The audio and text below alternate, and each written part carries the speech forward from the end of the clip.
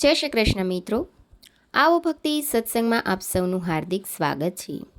મિત્રો, આજે આપણે આ વિડીયોમાં જાણીશું હિંડોળા દર્શન 2026 એટલે કે ભગવાનના હિંડોળા ક્યારથી શરૂ થાય છે, હિંડોળા શા માટે કરવામાં આવે છે, તે ક્યારે પૂરા થાય છે, તેનું મહત્ત્વ, તે વિશે સંપૂર્ણ જાણકારી મેળવીશું.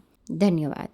મિત્રો, વર્ષભર અનેક ધાર્મિક ઉત્સવો આવે છે, પરંતુ ભગવાન શ્રી કૃષ્ણને પ્રેમપૂર્વક ઝુલાવવામાં આવતો હિંડોળા મહોત્સવ ભક્તોના હૃદયમાં વિશેષ સ્થાન ધરાવે છે. આ દિવસોમાં મંદિરોમાં ભગવાનના અદ્ભુત હિંડોળા દર્શન થાય છે અને હજારો ભક્તો દર્શનનો લાભ લેવા ઉમટી પડે છે. મિત્રો, હવે આપણે જાણીશું કે 2026માં હિંડોળા દર્શન ક્યારથી શરૂ થાય છે અને ક્યારે પૂર્ણ થાય છે. તો મિત્રો, પુષ્ટિમાર્ગ અને અનેક વૈષ્ણવ પરંપરાઓના પંચાંગ મુજબ 2026માં હિંડોળા મહોત્સવની શરૂઆત 31 જુલાઈ 2026 શુક્રવાર અષાઢ વદ બીજથી થાય છે. આ દિવસથી ભગવાન શ્રી કૃષ્ણ અને શ્રીનાથજીને વિવિધ પ્રકારના હિંડોળામાં બિરાજમાન કરવામાં આવે છે. આ ઉત્સવ લગભગ 1 મહિનો સુધી ચાલે છે અને 30 ઓગસ્ટ 2026ને રવિવાર શ્રાવણ વદ બીજના રોજ હિંડોળા મહોત્સવ પૂર્ણ થાય છે. કેટલાક મંદિરોમાં સ્થાનિક પરંપરા મુજબ સમાપનની તારીખોમાં થોડા ફેરફાર જોવા મળે છે. એવું માનવામાં આવે છે કે આ દિવસોમાં ભાવપૂર્વક ભગવાનના હિંડોળા દર્શન કરનાર ભક્તના જીવનમાં આનંદ, શાંતિ અને ભક્તિનો પ્રકાશ વધે છે. પરંતુ હિંડોળા ઉત્સવ શા માટે ઉજવવામાં આવે છે, તેની શરૂઆત કેવી રીતે થઈ, ભગવાનને ઝૂલો ઝૂલાવવાનો આધ્યાત્મિક અર્થ શું છે અને 2026માં હિંડોળા દર્શન ક્યારે શરૂ થાય છે, આ તમામ પ્રશ્નોના જવાબ આજે આપણે આ ખૂબ જ સરળ ભાષામાં જાણીશું. તેથી વિડીયોને અંત સુધી જરૂર જોતા રહેજો. જો તમે પ્રથમ વખત મારી ચેનલ પર આવ્યા હો તો આવી જ ધાર્મિક કથા, વ્રત, તહેવાર અને સનાતન ધર્મની માહિતી માટે ચેનલને સબસ્ક્રાઈબ કરો અને બેલ આઇકન દબાવવાનું ભૂલશો નહીં. મિત્રો, હવે આપણે જાણીશું હિંડોળા શું છે. હિંડોળા ઉત્સવ વૈષ્ણવ પરંપરાનો અત્યંત પવિત્ર અને ભક્તિમય ઉત્સવ છે. આ ઉત્સવમાં ભગવાન શ્રી કૃષ્ણ અથવા શ્રીનાથજીને સુંદર રીતે શણગારેલા ઝૂલામાં બિરાજમાન કરીને પ્રેમ અને ભક્તિથી ઝૂલાવવામાં આવે છે. વરસાદની ઋતુમાં જ્યારે સમગ્ર પ્રકૃતિ હરિયાળીથી છવાઈ જાય છે, વૃક્ષો પવનમાં લહેરાય છે અને ધરતી પર શીતળતા પ્રસરે છે, ત્યારે ભગવાનને પણ આ ઋતુનો આનંદ અનુભવાવડાવવા માટે હિંડોળા ઉત્સવ ઉજવવામાં આવે છે. મંદિરોમાં દરરોજ અલગ અલગ પ્રકારના હિંડોળા તૈયાર કરવામાં આવે છે. ક્યાંક ફૂલોથી શણગારેલા હિંડોળા હોય છે, તો ક્યાંક ફળોથી, ક્યાંક મોતીથી, તો ક્યાંક ચાંદી કે સોનાથી બનેલા અદ્ભુત હિંડોળા ભક્તોને દર્શન માટે મૂકવામાં આવે છે. દરેક દિવસનું સૌંદર્ય અને શણગાર અલગ અલગ છે, તેથી હજારો ભક્તો રોજ દર્શન કરવા પહોંચે છે. મિત્રો, હિંડોળાના દર્શનનું મહત્ત્વ જોઈએ તો હિંડોળા માત્ર એક ઝૂલો નથી, તે ભક્ત અને ભગવાન વચ્ચેના પ્રેમનું પ્રતીક છે. જ્યારે ભક્ત ભગવાનને પ્રેમથી ઝૂલાવે છે, ત્યારે તે પોતાના મનમાં અહંકાર, ચિંતા અને દુઃખને ભગવાનના ચરણોમાં સમર્પિત કરે છે. ઘણા ભક્તો માને છે કે હિંડોળા દર્શન દરમિયાન ભગવાનના દર્શન કરવાથી મનને શાંતિ મળે છે, ઘરમાં સકારાત્મકતા વધે છે અને ભક્તિમાં સ્થિરતા આવે છે. અલગ અલગ મંદિરો અને સંપ્રદાયોમાં તારીખોમાં થોડા ફેરફાર જોવા મળી શકે છે, પરંતુ ઉત્સવનો ભાવ એક જ રહે છે, ભગવાનને પ્રેમપૂર્વક ઝૂલાવવાનો. આ દિવસોમાં મંદિરોમાં વિશેષ શણગાર, ભજન, કીર્તન, આરતી અને પ્રસાદનું આયોજન થાય છે. ભક્તો પરિવાર સાથે દર્શન કરીને આધ્યાત્મિક આનંદનો અનુભવ કરે છે. સનાતન ધર્મમાં દરેક ઉત્સવ પાછળ માત્ર એક પ્રસંગ નથી, પરંતુ ભક્તિ, પ્રેમ અને ભગવાન સાથેના આત્મીય સંબંધનો સંદેશ રહેલો છે. હિંડોળા ઉત્સવ પણ એવી જ એક અનોખી પરંપરા છે. વૃંદાવનની પવિત્ર ભૂમિ પર જ્યારે શ્રાવણની ઋતુ આવતી, ત્યારે સમગ્ર વન હરિયાળું બની જતું. કદમ, આમ્ર અને અન્ય વૃક્ષો પવનમાં લહેરાતા. પક્ષીઓનું કલરવ, વરસાદના ટીપાં અને ઠંડો સમીર સમગ્ર વાતાવરણને આનંદમય બનાવી દેતા. આ સુંદર ઋતુમાં શ્રી રાધાજી અને વ્રજની ગોપીઓ ભગવાન શ્રી કૃષ્ણ માટે ફૂલોથી સુશોભિત હિંડોળાઓ તૈયાર કરતી. સુગંધિત ફૂલો, લીલા પાન અને રંગબેરંગી વેલાઓથી સજાવેલો ઝૂલો ભગવાનના સ્વાગત માટે તૈયાર કરવામાં આવતો. ભગવાન શ્રી કૃષ્ણ જ્યારે હિંડોળામાં બિરાજમાન થતા ત્યારે ગોપીઓ ભજન ગાતી, તાળીઓ પાડી આનંદ વ્યક્ત કરતી અને પ્રેમપૂર્વક ભગવાનને ઝૂલા ઝૂલાવતી.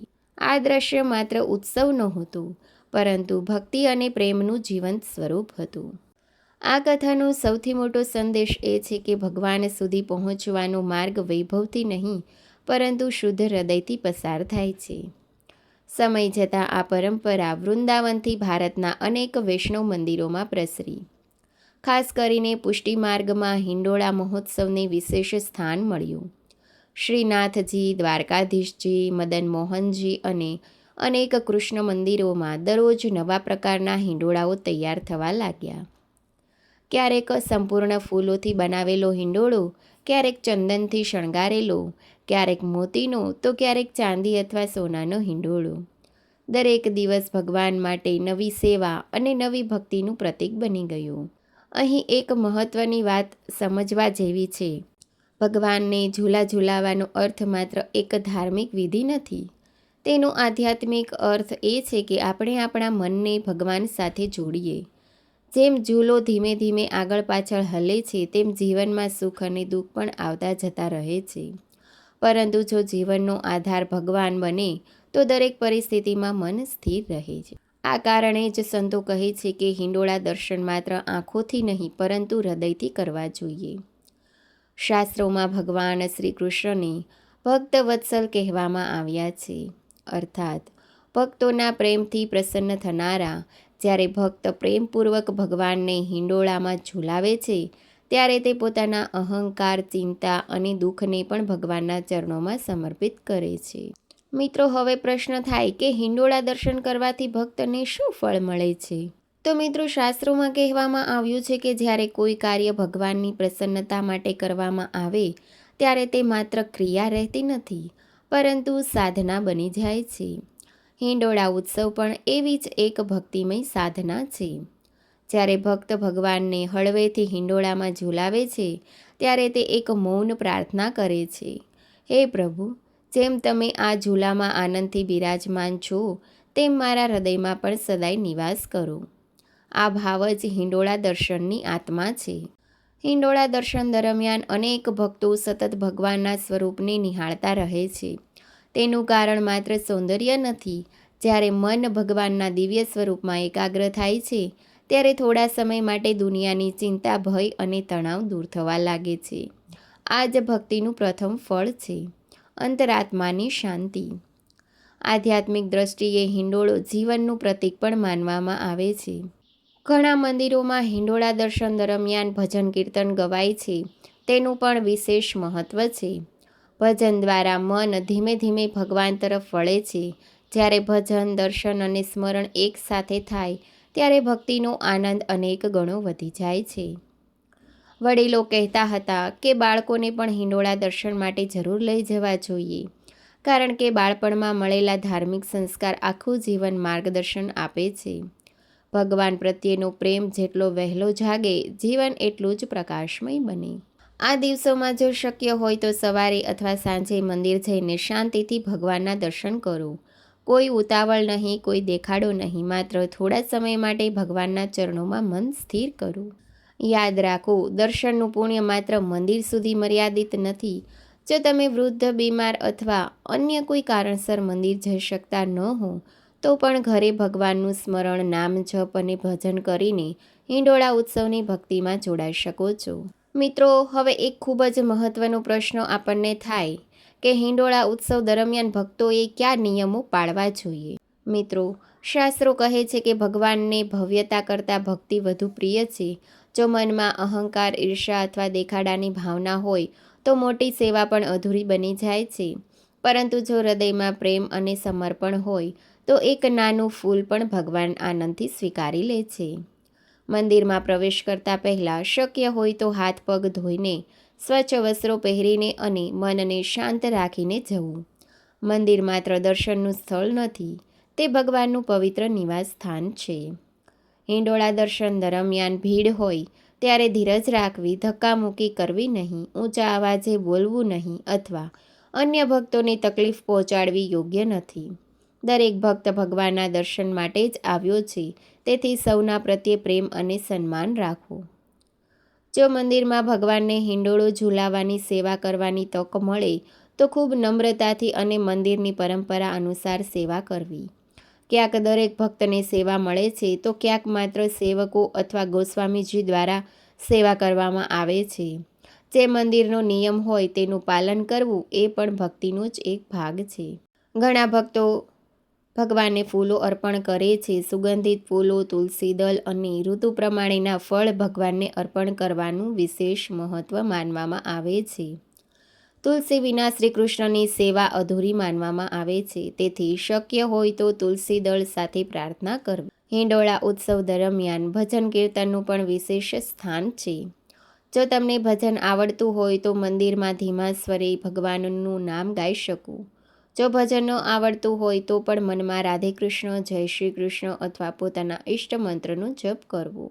આ દિવસોમાં દાન અને સેવા પણ ખૂબ પુણ્યદાયક માનવામાં આવે છે. ઘણા લોકો દર્શન કર્યા પછી તરત જ મંદિરની બહાર નીકળી જાય છે, પરંતુ શક્ય હોય તો થોડો સમય શાંતિથી બેસો.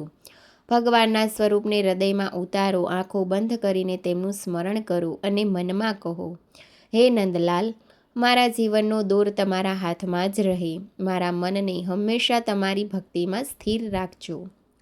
આવી નિસ્વાર્થ પ્રાર્થના ઘણી વખત લાંબા જપ કરતાં પણ વધુ અસરકારક બની જાય છે. ઘરમાં પણ નાનકડો હિંડોળો બનાવીને લાડ્ડુ ગોપાલ અથવા શ્રી કૃષ્ણના સ્વરૂપને બિરાજમાન કરી શકાય છે. બાળકોને પણ આ પરંપરામાં જોડો. તેમને ભગવાનની કથાઓ કહો અને પરિવાર સાથે સાંજે ભજન કરો. આવી પરંપરાઓ માત્ર ઉત્સવ જ નહીં, પરંતુ આગામી પેઢીને સંસ્કાર આપવાનો સુંદર માર્ગ છે. મિત્રો, ભગવાન શ્રી કૃષ્ણે પોતાના જીવન દ્વારા પણ આપણને કર્મ, કરુણા, પ્રેમ અને ધર્મનો માર્ગ બતાવ્યો છે. હિંડોળા ઉત્સવ એ જ સંદેશને ફરી જીવંત કરે છે કે ભગવાનને ભક્તના હૃદયનો પ્રેમ સૌથી વધુ પ્રિય છે. ઘણા લોકો પૂછે છે કે હિંડોળા દર્શનનું સાચું ફળ શું છે? શાસ્ત્રોની ભાવના પ્રમાણે જે ભક્ત નિર્મળ હૃદયથી ભગવાનનું સ્મરણ કરે છે, દર્શન કરે છે અને ભક્તિમાં જોડાય છે, તેના મનમાં શાંતિ, શ્રદ્ધા અને સકારાત્મકતા વધે છે. ભગવાનની કૃપાથી જીવનના મુશ્કેલ સમયમાં પણ હિંમત મળે છે અને સારા કર્મ કરવાની પ્રેરણા મળે છે. મિત્રો, જો તમે આ વર્ષે હિંડોળા દર્શન કરવા જવાના હો તો માત્ર દર્શન કરીને પાછા ન ફરી જશો. થોડો સમય ભગવાન સામે શાંતિથી બેસજો. મનમાં જે પણ ચિંતા હોય તે તેમના ચરણોમાં સમર્પિત કરી દેજો. કદાચ દરેક પ્રશ્નનો જવાબ તરત ન મળે, પરંતુ મનને નવી શક્તિ અને વિશ્વાસ જરૂર મળે છે. જો કોઈ કારણસર તમે મંદિર સુધી ન જઈ શકો તો નિરાશ ન થશો. ઘરે ભગવાન શ્રી કૃષ્ણની મૂર્તિ અથવા ચિત્ર સામે દીવો પ્રગટાવો, તુલસી અર્પણ કરો, ઓમ નમો ભગવતે વાસુદેવાય અથવા રાધે કૃષ્ણ નામનો જપ કરો અને હૃદયપૂર્વક પ્રાર્થના કરો. ભગવાન માટે અંતર મહત્વનું નથી, ભાવ મહત્વનો છે. મિત્રો, હિંડોળા મહોત્સવ માત્ર એક ધાર્મિક ઉત્સવ નથી, તે ભગવાન સાથે પ્રેમનો સંબંધ વધુ ગાઢ બનાવવાનો અવસર છે. આપણે સૌ મળીને દ્વારકાધીશને પ્રાર્થના કરીએ કે હે દ્વારકાધીશ, હે ગોપાળ, હે નંદલાલ, અમારા મનમાંથી અહંકાર, ક્રોધ, લોભ અને દ્વેષ દૂર કરજો. અમને સત્યના માર્ગ પર ચાલવાની બુદ્ધિ આપજો. અમારા પરિવાર પર હંમેશા તમારી કૃપા વરસતી રહે. અમારા જીવનમાં ભક્તિનો દીપ ક્યારેય બુઝાય નહીં. દરેકના હૃદયમાં પ્રેમ, દયા અને કરુણાનો પ્રકાશ ફેલાવતા રહો. અને જ્યારે પણ જીવનમાં મુશ્કેલીઓ આવે ત્યારે તમારા ચરણોમાં અડગ વિશ્વાસ રાખવાની શક્તિ આપજો. મિત્રો, જો તમને મારો આ વિડીયો પસંદ આવે અને આવા નવા ધાર્મિક વિડીયો જોવા હોય તો મારી ચેનલને લાઇક કરજો, શેર કરજો અને બેલ આઇકન દબાવી દેજો, જેથી તમને મારા નવા ધાર્મિક વિડીયોની નોટિફિકેશન મળતી રહે. ધન્યવાદ.